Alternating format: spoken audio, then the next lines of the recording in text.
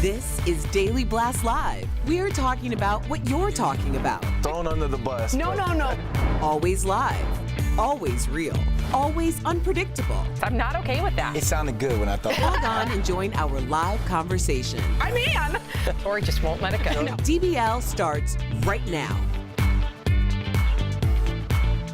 3, 2. Welcome to Daily Blast Live. It is Monday, April 29th. We are live, and we're talking about what you're talking about right now. I'm here with Stephanie, Tori, Brandon, and I am Sam. Let's get started. The biggest box office smash hit ever, how Avengers Endgame has completely taken over, raking in more than $1.2 billion with no signs of stopping. And it was an epic battle between the living and the dead on Game of Thrones, but some fans aren't happy. Find out why in just minutes. But first, we are learning shocking new details about the deadly shooting at a synagogue north of San Diego over the weekend. Rabbi Yisrael Goldstein, who was preparing for a service, described what happened when a 19-year-old allegedly opened fire. Watch. Here is a young man standing with a rifle, pointing right at me. And I look at him. He had sunglasses on. I couldn't see his eyes. I couldn't see his soul. And I see Lori laying on the floor unconscious. And her dear husband, Dr. Howard Kay, who's like a brother to me, is trying to resuscitate her. And he faints, and he's laying there on the floor next to his wife. And then the daughter Hannah comes out screaming, "Daddy and Mommy, what's going on?" Lori took the bullet for all of us. She died to protect all of us. Wow, this is Lori Gilbert Kay, who lost her life on Saturday. She reportedly jumped in front of the rabbi to protect him. 3 others were wounded, including the rabbi. A vigil was held last night near the synagogue, and hundreds showed up to mourn and offer support. The 19-year-old suspect, who we are choosing not to name, was charged with 1 count of murder and 3 counts of attempted murder. Officials are investigating if he posted an anti-Semitic manifesto online prior to the attack. Listen to Rabbi Goldstein, Tori. Yeah. I mean, not only did this woman lose her life, but that daughter, the husband, their lives are shattered. Yeah. So 3 lives have ended, essentially. We're seeing a rise in anti-Semitic white nationalist rhetoric. We're also seeing a rise in online motivation, so to speak. What do you make of this, and where do we go from here? How many times are we going to have this conversation? I don't know. I know that she was there. I'm Jewish, in case people didn't know, and Lori was there to sing Kaddish for her past mother, her late mother. Kaddish is a song for the dead, and it's a prayer that you go to just celebrate the dead, and that's where she lost her life. She was a wonderful person. Apparently, she took people to their oncology appointments and would sit with them. She was a full member of the Chabad synagogue, so rest in peace here. I will let you guys know, when I go to synagogue, there is an armed guard on either side before I get to the driveway. There is 3 metal detectors before I sit in my seats just to pray to God. That is the reality of where we are right now, and I've always been a freedom of speech pioneer, always. But at some point, you're right, social media, we might have to take a look at either a red flag law or something where we can stop a person when we at least think a threat is real. Yeah, because if he had a manifesto, Brandon, if he was saying things as apparently he did on social, isn't that enough to somehow detain him, question him, find out what his motives are? I mean, it could be. You just look at the Sri Lanka thing. The authorities there, they had enough information that probably could have stopped that attack. But sorry, Sam. Sorry, Stephanie. Sorry, Tori. It sucks to say this. We're going to continue to have this conversation. I know. Because this isn't going anywhere. I mean, if you think about religion and how some people are extremists, and they use what's supposed to be peace, what's supposed to be something for someone to have their faith, they take what they want out of their scriptures, and then they use it for a reason to attack and kill others. We're going to continue to Yeah, but they're have this also motivated by online notoriety. Yeah. That's why we are not going to name him, but they are. I mean, this man, that when he was captured, he talked about in a very gloat style about the New Zealand synagogue, or the mosque rather, shooting. So do you think that we should have some laws in place when it comes to flagging on social media? Well, yeah, I think, yeah. I mean, I know Tori's a big believer in freedom of speech, but I think if you're going to say things that threaten other people and that can be deemed a threat, then yes, it needs to be taken much more seriously. It needs to be a criminal offence. And it is in Germany, just so you know. In certain countries, it is. If you're anti-Semitic, I think it's time to follow suit. I'm sorry, I'm also a big advocate of freedom of speech, but not when it incites violence. Absolutely. No. Please chime in, DBL Nation. We want to hear from you on this one, especially if we have any Poway residents, San Diego residents. We would love to hear from you. It has broken. We're going to switch gears here because this is a story that everybody else is also talking about. A lot of people in the studio saw the Avengers over the weekend. It has broken nearly every box office record ever. Of course, we're talking about Avengers Endgame, which raked in $350 million in North America and more than $1.2 billion worldwide. Oh my gosh. And for the few fans who haven't seen it, don't worry, we're not going to give away any spoilers. Meantime, Chris Hemsworth, who plays Thor, posted these pictures to Instagram yesterday showing him signing the concrete on the Hollywood Walk of Fame, saying, I remember many years ago carving my name into wet concrete on the sidewalk outside of my grandma's place. Little did I know that years on, those skills would come in handy. And check out this video that Chris Pratt posted to Instagram. He's the character Star-Lord. He snuck his phone onto the set of the film while they were prepping for the epic last battle scene. So many big stars, wow, are on that set. And Chris himself describes it as a really illegal video. And watch Captain America, Chris Evans, bust him, saying he's in big trouble. Very gutsy. Is it? I mean, does this surprise you guys? I think they should have done better. You know, dude, they were expecting $850 million. They got $1.2 billion.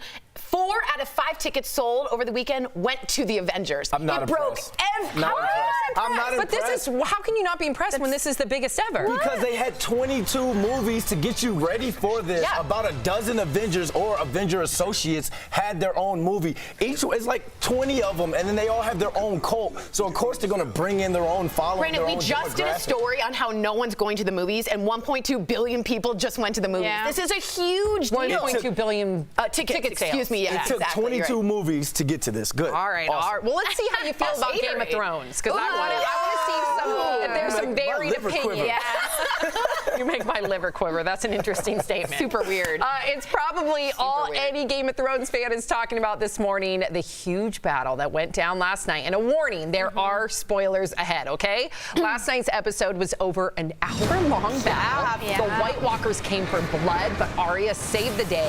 She defeated the Night King with an epic fake out. It was a jaw-dropping moment, but we did lose some big characters, like Jorah Mormont, so sad, and Theon Greyjoy. And did you know this took 11 weeks to shoot, all at night? Listen to what Emilia Clarke has to say about that. The long night. When I was doing it, it was minus 14. Just chilling. Minus 14. In a field. You know, it's too cold to snow. When it's too cold to snow, you know you got trouble.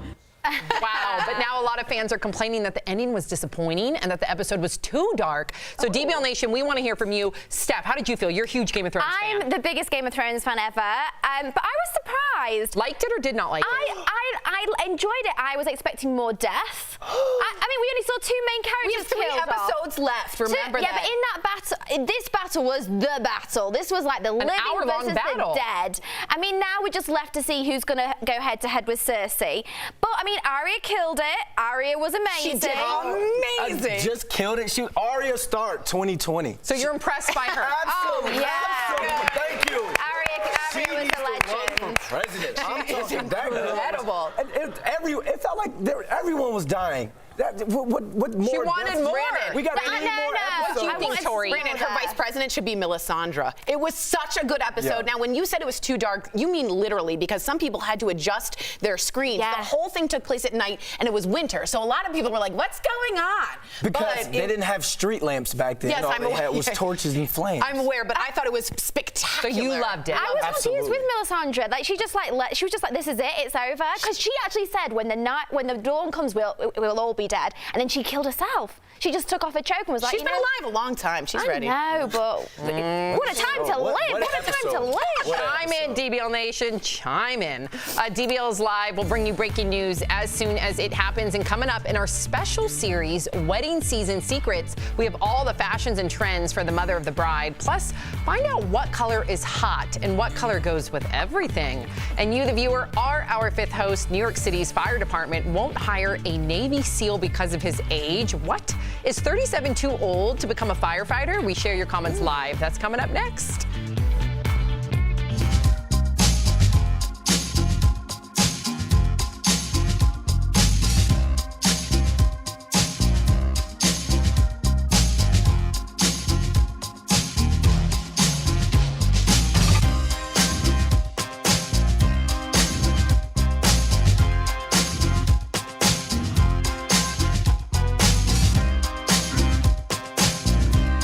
DBL Wedding Season Series will help you do it on a budget. Plus, whatever happened to 80s icon Tony Basil? Mrs. C, Marion Ross from Happy Days, Donna Mills from Knots Landing? We're sitting down with your favorite classic stars. Also, our hosts are roughing it in the wild in a challenge we're calling DBL's Fully Clothed and Afraid. And make sure to watch to win some incredible prizes, including a getaway to a stunning Sandals resort. Things are happening every day this May on DBL. So obviously we have a lot going on in May, so make sure you tune in. I want to bring in some of your comments here. We have, okay, so James Jackson, who's excited for Avengers? Oh no, these are all old. Thank you. Do we not? We have some. Here. Good. Oh, they said Maybe before, here, yeah, you want to read some, Tori? Yeah. Terry May Scott says, thank you, DBL. Good that there's no recognition, Sam. He should, no, I'm on Slack. It's sometimes they're not online, which Here, is I have frustrating. some too. Go, there you Tori. go. He should remain nameless. And then said, Naomi says, God comfort everyone involved in the shooting. And then Rainey chimes into what we were speaking of. She says, Rainey says something really has to be done about all the hate speech. I'd prefer we self-regulate, but I don't want to see that happening. Naomi, social media is a whole new world. Freedom of speech is our right as Americans, but I think as time and tech changes, the laws need to be updated. This has to stop. I agree with Naomi. I she do. might be right. This could have been prevented. My problem is who do you get a force to sit online and say this is a threat and this isn't? Where's the line, right? If I say I hate everyone or I hate all redheaded people, right? Yeah, you have to have a reasonable person. If you're going to say Jews must die, Yeah. But you can say that. If you say this Jew must die, that is according to the law, and this might change, what a reasonable person would consider an actual a threat. reasonable person doesn't say Jews must die. I think those type of people need to be flagged, need to be monitored, and if you find out that they own weapons, you need to confiscate their ability to even purchase a weapon. Jeopardize that right. Yeah. Saying I have a hard problem with that because But what it's if I want to costing say people's lives. I agree. But I don't care think about you freedom have of to speech anymore. Well, I do, but I don't care to this degree of protecting it when so many people are dying because we're too afraid to But if you ruffle can't feathers. say Jews must do this, then you can't say I don't agree with the death penalty or I think this abortion thing. I think that's a false equivalency. If somebody should not be allowed to own a gun if they're going on social media saying Jews must die. Yeah, if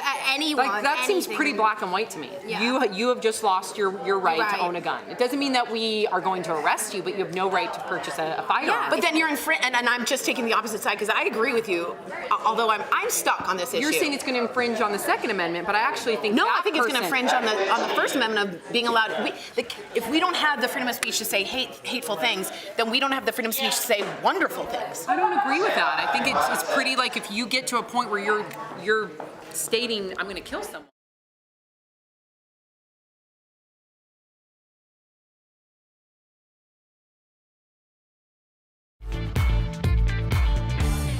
Welcome back to DBL. It is time for Fifth Host when we talk about what you're talking about. The New York Fire Department won't hire a decorated Navy SEAL because he's 37 and they say he's too old. Oh my gosh, I'm older than him.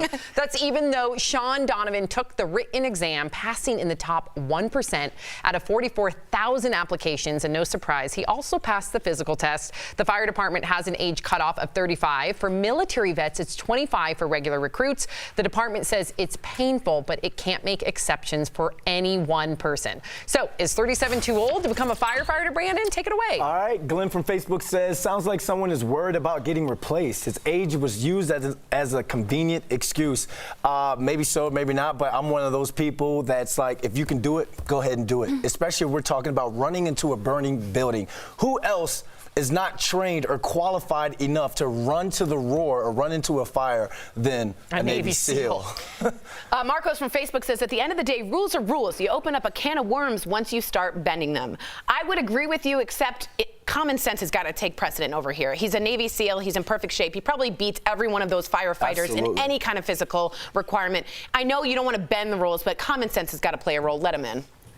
Karen from Facebook says, if he can pass all of the tests required of any fireman, he should be given the chance to prove himself. He's just a man wanting a job. Give him a chance. I'm with you, Karen. And I think, like we've all said, he's a trained professional. He's dedicated his life to serving this country. So, you know what? If anyone deserves him to be in the fire forces, it's him. His name is all over that job. Look at him with that puppy. I know. Phyllis from Facebook says some people at 37 years old are in much better shape than someone 15 years younger. It's true. It's all subjective depending on what your diet is, your physical routine. At the end of the day, we want somebody like a hero like him that's going to go into a burning building and rescue those people involved. I would trust him more than anyone. Yeah. So if you want a real life superhero on your force, then I think that you should hire him. And this is something they could have told him this before he took the written exam or the physical test. They didn't say anything. He found out about it late. I mean, he's from San Diego. Wow. He was flying to New York to do this. No. So if we're going to say, hey, rules, at least give him his money back. Yeah. For the flights. Time, though. What about time? Yeah. You can't get that time back.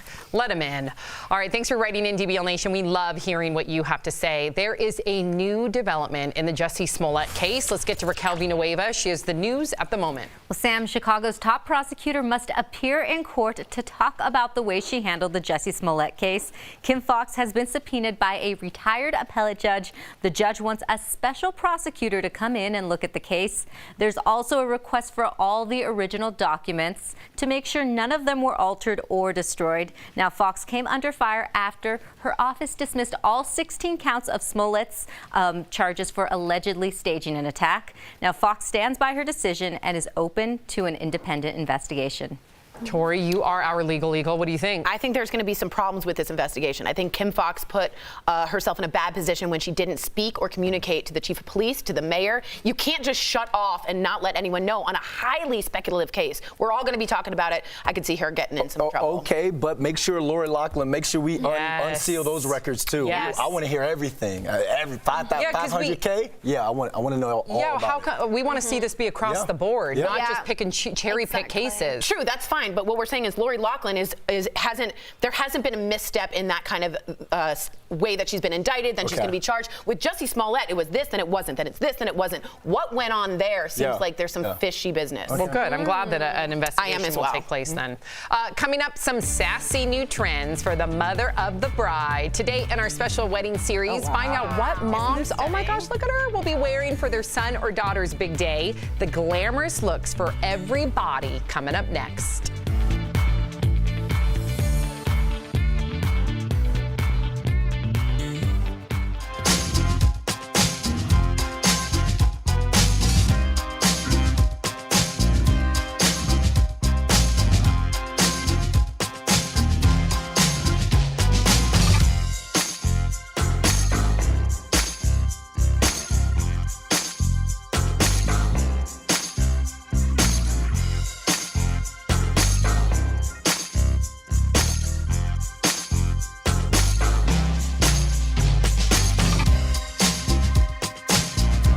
I just want to go ahead and confess something to you guys. I'm an Avengers hater. I'm sorry. I've been deemed a hater. I think Avengers, it's probably a good movie. I'm sure you all had a good time. But you had 22 movies to prep for this. They better have made, I want $3 billion. Am I wrong for that? 22 movies, everyone has their own movies. It's just a collection of movies. It's a collection of movies all for one movie. It's a record. The most ever. Something like Game of Thrones, I feel as though is better than an Avengers because Am I tripping with that? Am I doing too much? I'm doing too much? I'm just trying to stir up the pie. I'm sorry. We got our whole DBL. We got our DBL take team. You guys got to go online. Make sure you guys go online, watch their movie reviews. They do a great job, and they're actually my source of information when it comes to all the happening movies, all the shows. But I just like stirring the pot with them a little bit, you know, get under their feathers. But Game of Thrones last night, come on. You guys write in, especially on a day we're talking about the church shooting. We're talking about, you know, in later shows we'll get to the little kid who saved his sister, jumped out of the car. We talk about those type of topics, but we need these uplifting things to also get us going throughout the day as well. So go ahead, write us in. How was your weekend? We got wedding season secrets next with Steph. Guys, quiet on set, please.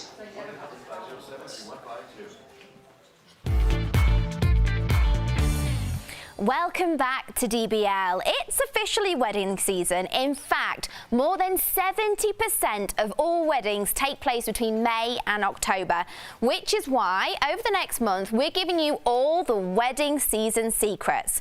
First up, something for all the mums out there. As we all know, the bride isn't the only one wanting to look fabulous.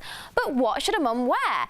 We went to the Bridal Collective to get the dirt on the stylish trends for the mother of the bride or groom. So, your child is getting married, there's a million things going through your mind. Where do you even start? And you need an outfit. And with so many different looks, trends, styles, how do you know what's right for your body type, what you should even wear, what's appropriate? Well, don't worry, I've got you covered because I'm going to see Jordan today. She's the queen of all things fashion and looking fabulous, and we have got you covered.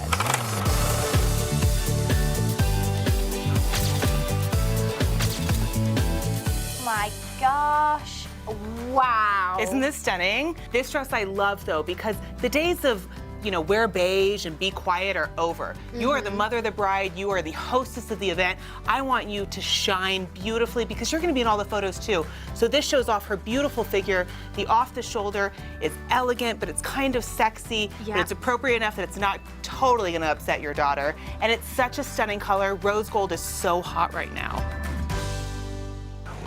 Oh, this is something else. Right? Look at this. I love this. This is Kelly, and she is rocking this incredible emerald green Primavera beaded gown. I love the detailing at the back, that big scoop back. Isn't it stunning? And I love this look for Kelly. She's got this beautiful short hair and this incredible jawline, so the high neck and the open back is so flattering to her, and it just shows off her gorgeous face.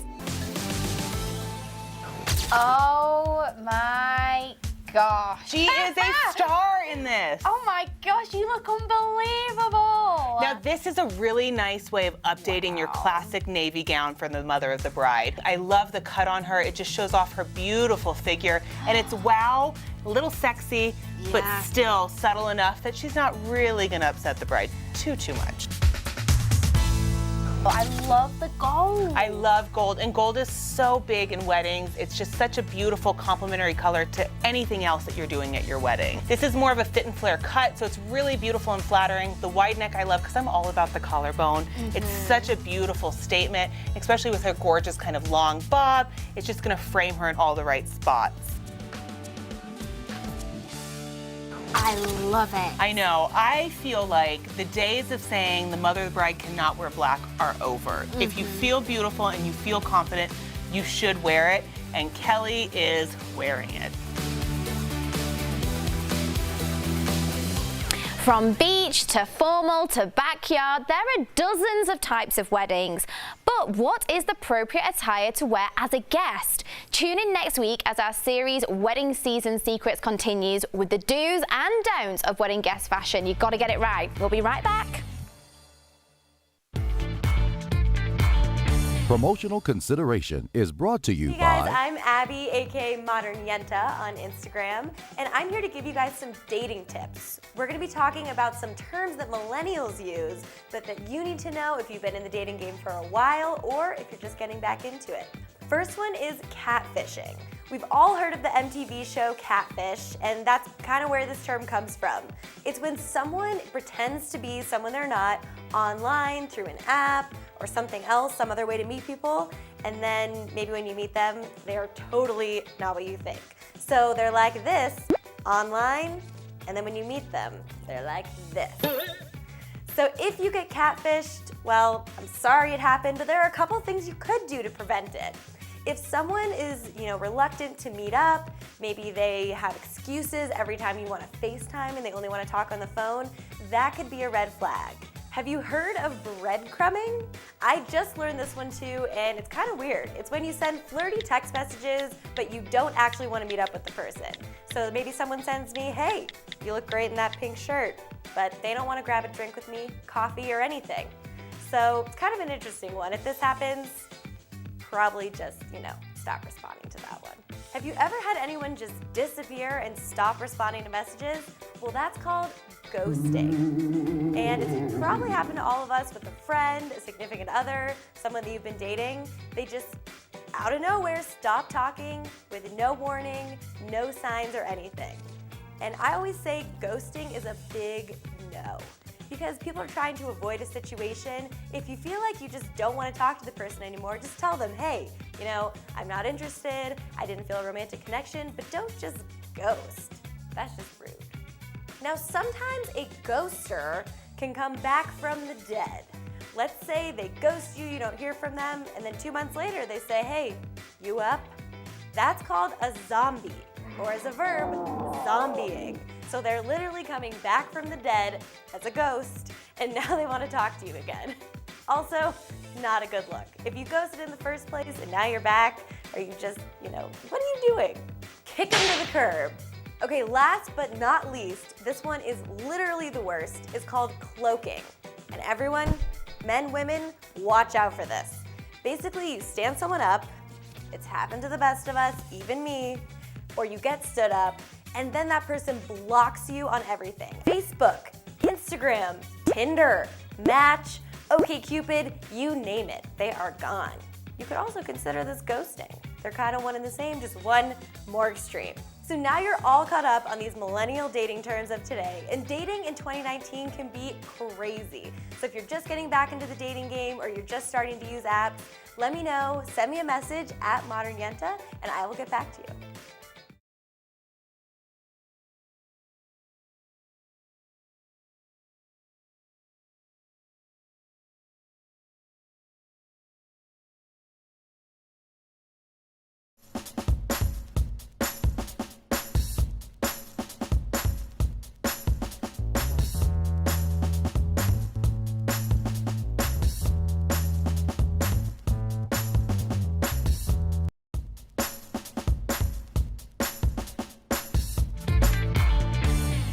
Welcome back to DBL. Big Ben almost came crashing down this weekend. Well, a person dressed like Big Ben, that is. During the London Marathon on Sunday, Lucas Bates tried to set a world record for the fastest marathon runner dressed as a landmark. Creative. Unfortunately, his Big Ben costume slowed him down and he got stuck under the finish line banner. A race worker and a fellow runner came to his rescue, helped him finish the marathon. He missed setting the record by about 20 minutes. So someone else did it? Yeah. In a landmark costume? What, the Eiffel Tower? What? I don't know, but it's just amazing. His little feet. Oh, that's awesome. There's always next year. All those people who finish after him. How do you let a clock beat you? That's what I'm looking at. Am I a hater for that? No, you're not. No, you're not. Good on him. Good on him. Good We will for see you him. same time, same place tomorrow. Have a great day, everybody. Happy Monday.